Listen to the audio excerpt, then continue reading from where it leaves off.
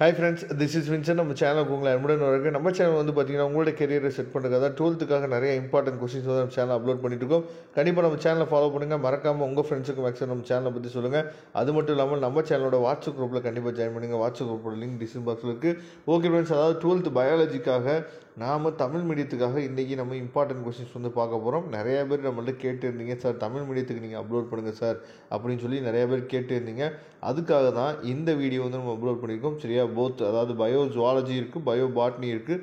அதனால் lesson wise நம்ம என்ன பண்ணிக்கோன்னு பார்த்தீங்கன்னா உங்களுக்காக இம்பார்ட்டன்ட் கொஸ்டின்ஸ் வந்து உங்களுக்காக லெசன் வைஸ் கொடுத்துருக்கோம். சரியா, அதனால் கண்டிப்பாக இந்த கொஸ்டின்ஸை மட்டும் நீங்கள் ப்ரிப்பேர் பண்ணிங்க அப்படின்னாவே போதுமானது.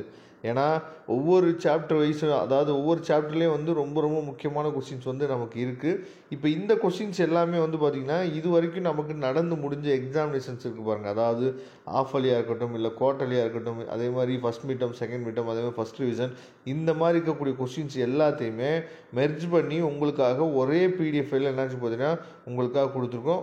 பக்கத்துலேயே உங்களுக்கு வந்து அந்த பேஜ் நம்பரும் உங்களுக்கு என்னாச்சு பார்த்தீங்கன்னா இருக்குது. சரி, அதனால் ஈஸியாக நீங்கள் என்ன பண்ணலாம்னு சொல்லி பார்த்தீங்கன்னா கோ த்ரூ பண்ணிடலாம். இதில் இருக்கக்கூடிய கொஸ்டின்ஸ் எல்லாமே சார் என்ன சார் இவ்வளோ கொஸ்டின்ஸ் இருக்குது அப்படின்னு சொல்லி நினைக்காதீங்க. இது எல்லாமே என்ன பண்ணிருக்கான்னு சொல்லி பார்த்தீங்கன்னா ரிப்பீட்டடாக நமக்கு வந்து அடிக்கடி எக்ஸாமில் கேட்ட கொஸ்டின்ஸ் மட்டும்தான் எடுத்து என்ன சொல்லி பார்த்தீங்கன்னா உங்களுக்காக கொடுத்துருக்குறாங்க. சரியா, அதனால் கண்டிப்பாக நீங்கள் என்ன பண்ணலாம்னு சொல்லி பார்த்தீங்கன்னா இந்த கொஸ்டின்ஸ் வந்து உங்களுக்கு ரொம்ப ரொம்ப யூஸ்ஃபுல்லாக இருக்கும்.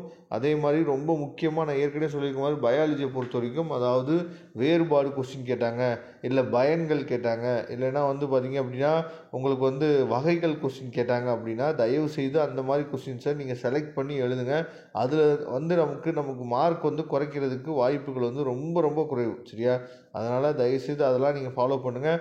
பயாலஜியில் நீங்கள் அதிக மார்க் வந்து ஸ்கோர் பண்ணணும்னு நினச்சிங்க அப்படின்னா செலெக்ஷன் ஆஃப் கொஸ்டின் வந்து ரொம்ப ரொம்ப முக்கியமானது. அதனால் கொஸ்டினை நீங்கள் எப்படி செலக்ட் பண்ணுறீங்க அப்படி அதை பொறுத்து தான் நமக்கு வந்து தியரிக்கு மார்க் கிடைக்கும். சரியா, ஏன்னா எந்த மாதிரி நம்ம எழுதுகிறோமோ அதை பொறுத்து தான் நமக்கு வந்து மார்க் வந்து கொடுப்பாங்க. அதை நீங்கள் ஃபாலோ பண்ணிங்க.